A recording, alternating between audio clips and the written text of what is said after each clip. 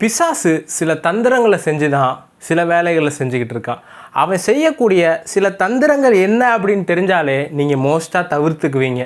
உங்களுக்கு அவன் என்ன பண்ணுறான், எப்படி இவன் லைஃப்பில் ஏதாவது வேலையை பார்த்து விட்டு போகிறான் அப்படின்றது தெரிய மாட்டேங்குது. அதை ஃபஸ்ட்டு தெரிஞ்சுக்கும். நீங்கள் நினைக்கிற மாதிரி அது ஒரு பெரிய விஷயம்லாம் கிடையாது, ரொம்ப சிம்பிளான காரியம்தான். அது என்னன்னு நமக்கே தெரியாதனால நிறைய நேரம் அதை நம்ம விட்டுறோம். அது என்ன அப்படின்றத பார்த்துடலாம்.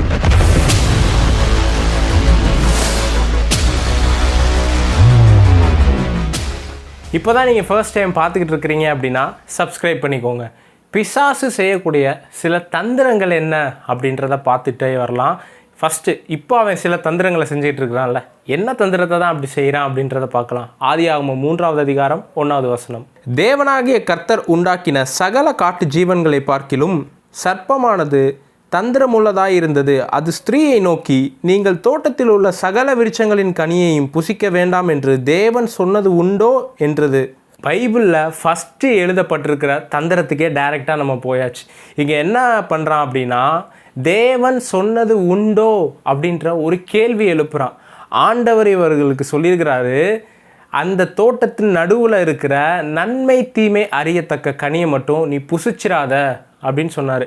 ஆனால் பிசாசு என்ன பண்ணுறான் அப்படின்னா, ஏற்கனவே ஆண்டவர் சொன்ன சில விஷயத்தை திருப்பி ஒரு கேள்வியாக எழுப்புகிறான். நிறைய பேருக்கு இந்த தந்திரம் தான் புரிய மாட்டேங்குது. பிசாசு சில நேரம் உங்கள் லைஃப்பில் சில கேள்விகளை எழுப்பி விட்டு போயிடுறான். அதை ஹேண்டில் பண்ண தெரிய மாட்டேங்குது. நீங்கள் நினைக்கிறது என்னென்னா, இது என் எண்ணத்தினால தோணுது அப்படின்னு நினைக்கிறீங்க. அது உங்கள் எண்ணத்தினால தோணலை, அது உங்கள் தாட்ஸில் வரல. அது பிசாசு எழுப்பக்கூடிய கேள்வியாக இருக்குது. இப்போது இயேசுவை பார்த்தீங்கன்னா மத்தேயு 4வது அதிகாரத்தில் பிசாசு சோதிக்கிறான். சோதனைக்காரன் சொல்கிறான், இந்த கல்லுகள் அப்பமாகும்படி நீங்கள் என்ன பண்ணுங்கள், உத்தரவு கொடுங்க அப்படின்றான். இந்த உயரத்துலேருந்து நீங்கள் தாழ குதிங்க அப்படின்றான். அப்போ பிசாசு என்ன பண்ணுறான் அப்படின்னா, ஒரு கேள்வி எழுப்பிக்கிட்டே வரான். என்ன கேள்வி எழுப்புறான்னா, நீங்கள் தேவனுடைய குமாரனே ஆனால் என்ன ஆகும், தேவதூதர்கள் நீங்கள் கீழே விழுறதுக்கு முன்னாடி உங்களை பிடிச்சிருவாங்க அப்படின்ட்டு ஒரு கேள்வி எழுப்புறான். அதே மாதிரி தான் இவன் இங்கேயும் ஒரு கேள்வி எழுப்புறான். நிறைய நேரத்தில் எது பிசாசனுடைய கேள்வின்னு தெரியாமல் நம்ம அது கூடயே செட் ஆயிடும். சில நேரம் நீங்கள் என்ன தெரியுமா சொல்லணும், இயேசுவின் நாமத்தினால் இந்த கேள்வியை நான் மறுதளிக்கிறேன், இது எனக்கானது கிடையாதுன்னு நம்ம ரெபியூக் பண்ணணும். இயேசு எப்படி கடிந்து கொண்டாரோ நீங்களும் அதே மாதிரி கடிந்து கொள்ளணும். பிசாசு நீங்கள் நினைக்கிற மாதிரி அவன் ஒரு தனியாக விழலை. அவன் பரலோகத்திலிருந்து விழப்படும் போது 1/3 ஏஞ்சல்ஸை கொண்டு வந்துட்டான். 1/3 தூதர்களை அவனோட சேர்த்து இழுத்துட்டு வந்துட்டான். அப்படி தான் வேதவசனம் சொல்லுது. அப்போது அதுக்கு அவன் ஒரு தந்திரத்தை பயன்படுத்தி இருக்கணும்ல. தனியாக மட்டும் விழலைங்க, அத்தனை ஒரு கூட்டத்தை என்னோட சேர்த்து இழுத்துட்டு போவேன் அப்படின்னு யோசிச்சிருக்கான். நிறைய பேர் பார்த்தீங்க அப்படின்னா, இவங்க நல்லா இல்லை அப்படின்னா மற்றவங்க நல்லா இருக்கக்கூடாது அப்படின்னு யோசிப்பாங்க.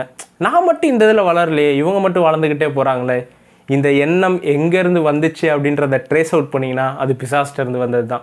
அந்த மாதிரி தான் இவன் இந்த மாதிரி ஒரு விஷயத்த பண்ணிடுறான். அப்போ இது எப்படி நடந்துச்சு அப்படின்னு நீங்கள் பார்த்தீங்கன்னா, அவன் ஒரு தந்திரத்தை பயன்படுத்துகிறான், கேள்வி எழுப்புகிறான்.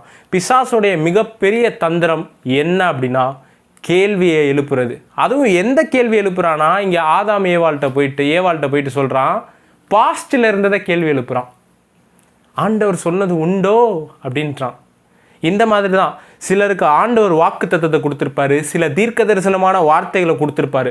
பிசாசு என்ன பண்ணுவானா, ஹேய் உன் பழைய பாஸ்ட்டை போய் பாரு, இதெல்லாம் நடக்க வாய்ப்பு இருக்கா, உன் லைஃப்பில் எந்தெந்த மாதிரியான கஷ்டங்களை நீ கடந்து வந்திருக்க, இவ்வளோ பட்டுமா உனக்கு தெரியலை, இதுக்கப்புறம் உன் வாழ்க்கை மாறும் அப்படின்னு சில கேள்விகளை எழுப்பிக்கிட்டே வருவான். அதை நீங்கள் நினைப்பீங்க இது என்னுடைய எண்ணத்தினால் வருதுன்னு. நோ, நீங்கள் அந்த நேரத்தில் அதை நிதானிக்கணும். இது என்னுடைய எண்ணத்திலேருந்து வரல, இது பிசாசனுடைய சத்தம். பிசாசனுடைய ஃபஸ்ட்டு சத்தம் என்ன அப்படின்னா, பாஸ்ட்டை எடுத்து போய் கிளறுவான். பாஸ்ட்டில் செஞ்ச சில மிஸ்டேக்ஸு, பாஸ்ட்டில் செஞ்ச சில தவறுகள், அதனால் நீங்கள் அனுபவிக்கக்கூடிய சில விளைவுகள், அதை தான் அவன் எடுத்து பேசுவான். ஆனால் ஆண்டவருடைய ஸ்டைல் என்ன தெரியுமா? இப்போ நம்ம பிசாசு எந்த மாதிரி தந்திரத்தில் வேலை பார்க்குறான் அப்படின்றத பார்த்துட்டோம். இப்போ ஆண்டவர் எப்படி வேலை செய்கிறாரு அப்படின்றத பார்ப்போம். எப்போவுமே பிசாசை மட்டும் கிடையாது. பிசாசு 100 பிளானை போட்டான் அப்படின்னா ஆண்டவர் ஒரே பிளானை போட்டு அவனுடைய 100 திட்டத்தையும் தகர்ப்பாருங்க. பிசாசு அவ்வளோ திட்டம் போடுறான், ஆனால் தன்னுடைய குமாரனாகிய இயேசு அனுப்பிச்சிட்டு அவன் போட்ட மொத்த திட்டத்தையும் தகர்த்து விட்டு போயிட்டார். சரி, அப்போ ஆண்டவர் எப்படி கிரியை செய்கிறாருன்னு பார்க்கலாமா? ஏசாயா 43வது அதிகாரம் 18வது வசனம் பாருங்க. முந்தினவைகளை நினைக்க வேண்டாம், பூர்வமானவைகளை சிந்திக்க வேண்டாம். இதோ நான் புதிய காரியத்தை செய்கிறேன், இப்பொழுதே அது தோன்றும், நீங்கள் அதை அறியீர்களா? நான் வனாந்திரத்திலே வழியையும் அவாந்திர வெளியிலே ஆறுகளையும் உண்டாக்குவேன். ஃபஸ்ட்டு கர்த்தர் சொல்கிறது என்ன தெரியுமா? முந்தினவைகளை நினைக்க வேண்டாம். அது உனக்கு தேவையில்லாத காரியம். ஆண்டவர் புதிய காரியத்தை செய்கிறதுக்கு முன்னாடி பாஸ்ட்டை டெலீட் பண்ணுவாருங்க.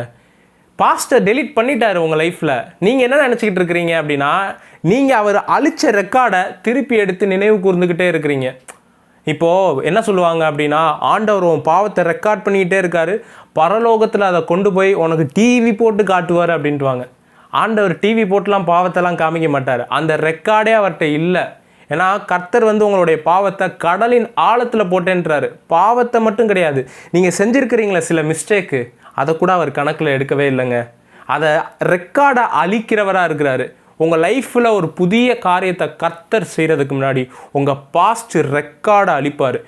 பாஸ்ட்டில் சிலர் சொல்லுவாங்க, இந்த நபர் கூட நான் பேசாமல் இருந்திருக்கலாம், இந்த டீலை நான் எடுக்காமல் இருந்திருக்கலாம், இந்த காரியத்தை நான் பண்ணாமல் இருந்திருக்கலாம், அது பண்ணதுனால தான் பிரதர் நான் இங்கே இருக்கிறேன். நோ நோ நோ நோ, நீங்கள் அப்படி பண்ணிட்டீங்கல்ல, அந்த ரெக்கார்டு கர்த்தருடைய ஹிஸ்ட்ரியிலே கிடையாது. கர்த்தர்கிட்ட போய் கேட்டிங்கன்னா, ஆண்டவரே இப்படி நடந்துச்சு, அது யார் அப்படின்னு கேட்பாரு. ஏன்னா கர்த்தர் உங்களை புது சிருஷ்டியாக மாற்றிட்டாரு. ஒருவன் கிறிஸ்துவுக்குள் இருந்தால் அவன் புது சிருஷ்டியாக இருக்கிறான். பழையவைகள் எல்லாம் ஒளிந்து போயின, எல்லாம் புதிதாயின. உங்களுடைய எல்லா பழைய ட்ராக் ரெக்கார்டு அழிஞ்சிருச்சு. ஆண்டவர்கிட்ட போய், ஆண்டவரே நான் அப்படி இருந்தேனே, இப்படி இருந்தேனே, இந்த பாவத்தை பண்ணேனே அப்படின்னு சொன்னீங்கன்னா, டேய் அது யார்ரா, அது யாருன்னே எனக்கு தெரியாது, இப்போ நீ என் முன்னாடி நிற்கிறல, நீ மட்டும்தான் எனக்கு தெரியுற அப்படின்ட்டுவார். ஏன்னா பழைய ரெக்கார்டை அவர் ஃபாலோ பண்ணி தண்டிக்கிறவர் கிடையாதுங்க. அவர் பிசாசு பழசை எடுத்து நோண்டுவானா, ஆண்டவர் புதுசை எடுத்து உங்கள் லைஃப்பில் ஒன்று செய்வார். ஏன்னா கர்த்தருக்கு உங்கள் பாஸ்ட்டை குறித்து ஒரு கவலையும் கிடையாது. நீங்கள் பண்ண மிஸ்டேக்கு அவருடைய திட்டத்தை தடுக்குமான்னு கேட்டிங்கன்னா தடுக்காது. அவருடைய திட்டத்தை எந்த மனுஷனாலையும் தடுக்க முடியாது. உங்கள் பாஸ்ட் ஹிஸ்டரியால் கூட தடுக்க முடியாது. அதனால தான் பிசாசு என்ன பண்ணுறான்னா பழசை எடுத்து பேசிக்கிட்டே இருக்கிறான். அப்போ நீங்கள் என்ன பண்ணணும்னா புதுசை பார்க்க ஆரம்பிக்கணும். இதுவே NLTயில் நீங்கள் வாசிச்சிங்க அப்படின்னா, இருங்க NLTயில் வாசிக்கிறேன். But forget all that, it is nothing compared to what I am going to do. கர்த்தர் உங்களை பார்த்து சொல்கிறாருன்னா, ஃபர்கெட் த பாஸ்ட் அப்படின்றாரு. உன் பழசை மறந்துரு அப்படின்றாரு. நான் செய்ய போகிறது புதுசாக இருக்குது, நான் செய்ய போகிறத நீ பார்க்கணுமா, ஃபஸ்ட்டு பழசை மற அப்படின்றாரு. அடுத்து பாருங்கள், for I am about to do something new. See, I have already begun. Do you not see it? எப்பா நீ பழசை போட்டு யோசிச்சுக்கிட்டு இருக்கிற, நான் புதுசாக ஒரு திட்டத்தையே உன் வாழ்க்கையில் செஞ்சு ரெடியாக கொண்டு வந்துட்டேன். பழசை யோசிக்காத, இப்போ நான் ஒரு திட்டத்தை ஆரம்பிச்சிட்டேன்றாரு. ஐ ஹாவ் பிகேன் அப்படின்றாரு.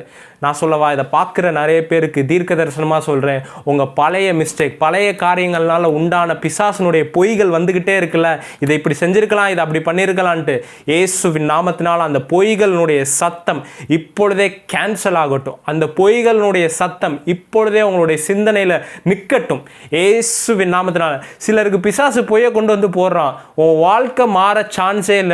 கர்த்தருடைய ஆவியானவர் சொல்கிறாரு, அவன் அப்படி சொல்கிறானா, நான் புது திட்டத்தோட உன் லைஃப்பில் இறங்கி வந்திருக்கிறேன், முந்தினவைகளை சிந்திக்க வேண்டாம் அப்படின்றாரு, பூர்வமானவைகளை நினைக்க வேண்டான்றாரு. நீங்கள் பாஸ்ட்டை மறக்கணும் அப்படின்னா ஃபஸ்ட்டு செய்ய வேண்டியது என்ன தெரியுமா? உங்கள் ஃப்யூச்சரை நினைக்கணும்.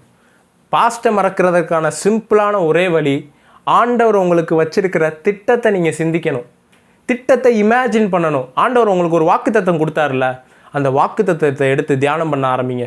உங்களுக்கு ஒரு வீடு தரேன்னு சொன்னாரா, உங்களுடைய வீடு எப்படி இருக்குன்னு இமேஜின் பண்ணுங்கள். உங்களுக்கு ஒரு காரை தரேன்னு சொல்லியிருக்கிறாரா, அந்த கார் எப்படின்னு இமேஜின் பண்ணுங்கள். உங்களுக்கு ஒரு பிள்ளையை தரேன்னு சொல்லியிருக்கிறாரா, அந்த பிள்ளை எப்படி இருக்கும் அப்படின்றத இமேஜின் பண்ணி பாருங்கள். உங்களுக்கு ஒரு சந்ததியை தரேன்னு சொல்லியிருக்காரா, உட்காருங்க, ஆண்டவரே நீங்கள் சொன்ன சந்ததி இப்படி இருக்கும், என் லைஃப் இப்படி இருக்கும் அப்படின்னு இமேஜின் பண்ண ஆரம்பிங்க.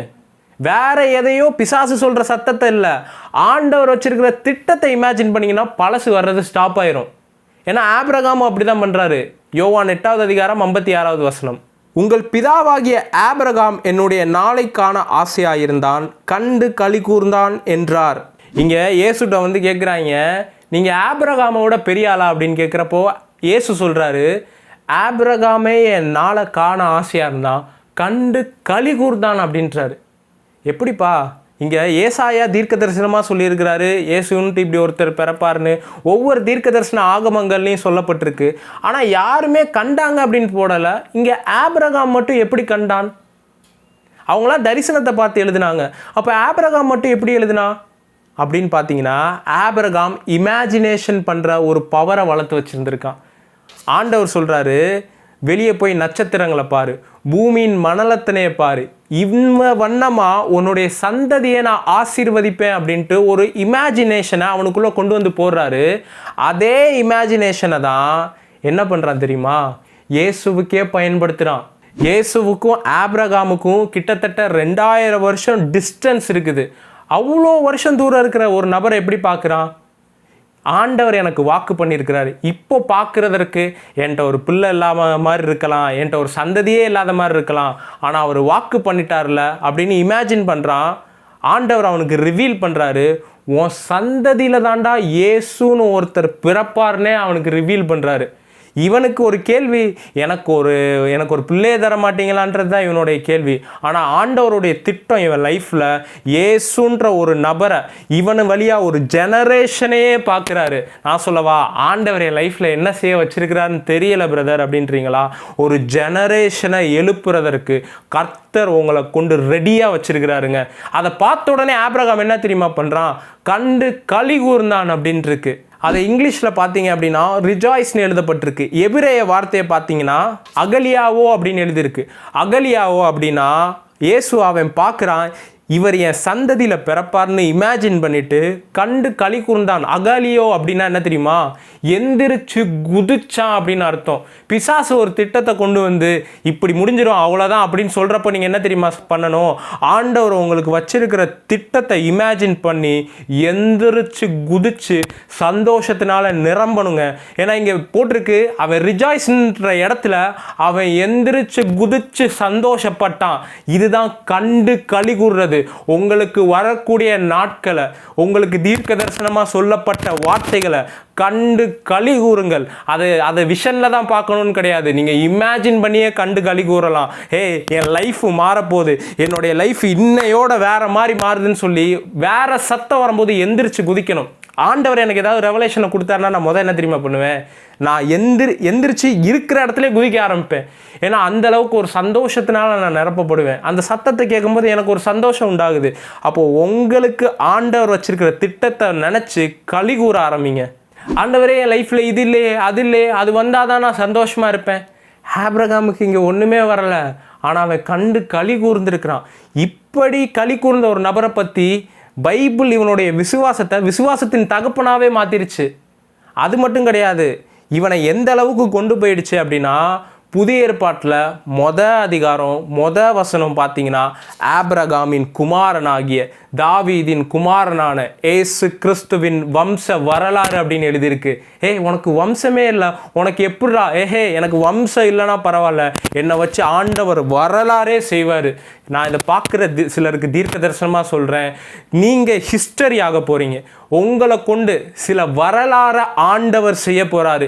யாருக்கு வேணுமோ இதை தீர்க்க தரிசனமாக எடுத்துக்கோங்க. இயேசுவின் நாமத்தினால ஆண்டவர் உங்களை கொண்டு வரலாறு படைக்கக்கூடிய சில காரியத்தை செய்வார். நான் இதை பார்க்குற ஒவ்வொருத்தவங்களுக்காக ஜெபம் பண்ணணும் அப்படின்னு நான் ஆசைப்பட்றேன். பிதாவே இயேசு கிறிஸ்துவின் நாமத்தினால இதை பார்க்குற ஒவ்வொருத்தருக்காகவும் நான் ஜெபம் பண்ணுறேன். ஆண்டவரே, இவங்க லைஃப்பில் வந்திருக்கிற பாஸ்ட் வழிகள், பிசாசு கொண்டு வந்து சில நினைப்பூட்டுகிற நினைவுகள் எல்லாமே இயேசு கிறிஸ்துவின் நாமத்தினால, நசரேயனாகிய இயேசுவின் நாமத்தினால இப்பொழுதே அது சைலண்ட் ஆகட்டும். சில எண்ணங்கள் சைலண்ட் ஆகட்டும். நீங்கள் வச்சிருக்கிற திட்டம் இப்பொழுதே அவங்களுடைய ஆவியில் வெளிப்படட்டும், அவங்களுடைய இமேஜினேஷனில் வெளிப்படட்டும். இப்பொழுதே சந்தோஷத்தினால நிரப்பப்படட்டும். பிசாசு முடக்கி வச்சிருக்கிற சந்தோஷம் எல்லாம் இப்பொழுதே உடைக்கப்படட்டும். இப்பொழுதே உங்க மேலே ஒரு சந்தோஷம் கட்டவிழ்க்கப்படட்டும். சந்தோஷத்தினால நிரப்பப்படட்டும். கண்டு களி கூறட்டும். இதை இவங்க மேலே நான் பேசும்போதே இவங்களுடைய நாளை கண்டு களி கூறட்டும். Let them be rejoice in Jesus' name. Thank you, Jesus. இயேசுவின் நாமத்தில் பிதாவே, ஆமென். இதை பார்க்குற, இதை கேட்குற ஒவ்வொரு காதுகளும் பாக்கியம் உள்ளது. இந்த செய்தியினால் நீங்கள் ஆசீர்வதிக்கப்பட்டிருக்கிறீங்க அப்படின்னா மற்றவங்களுக்கு இந்த செய்தியை ஷேர் பண்ணுங்கள். அவங்களும் இந்த செய்தியை கேட்டு ஆசீர்வதிக்கப்படட்டும். இந்த வார்த்தைகள் உங்களை தொட்டிருக்கு அப்படின்னா இந்த வார்த்தைகளுக்காக நீங்கள் விதைக்கலாம். கீழே பார்க்குற அக்கௌண்ட் நம்பர், கூகுள் பே, இதில் உங்களுடைய காணிக்கைகளையும் தசமபாகத்தை அனுப்பிச்சு வைக்கலாம். இந்த ஊழியத்தில் நீங்கள் ஒரு பங்காளராகவும் மாறலாம். அது மட்டும் கிடையாது, கீழே பார்த்தீங்கன்னா வாட்ஸ்அப் நம்பர், அதுக்கப்புறம் வாட்ஸ்அப்பில் சில சேனல் இருக்குது, இன்ஸ்டாகிராம் சேனல் இருக்குது. இதெல்லாம் நீங்கள் ஃபாலோ பண்ணி ஷேர் பண்ணிக்கலாம். இந்த செய்திகளை இன்னும் அநேகருக்கும் ஷேர் பண்ணுங்கள். அடுத்த வீடியோவில் பார்க்கலாம். கர்த்தர் உங்கள் எல்லாரையும் ஆசீர்வதிப்பாராக. God bless you all.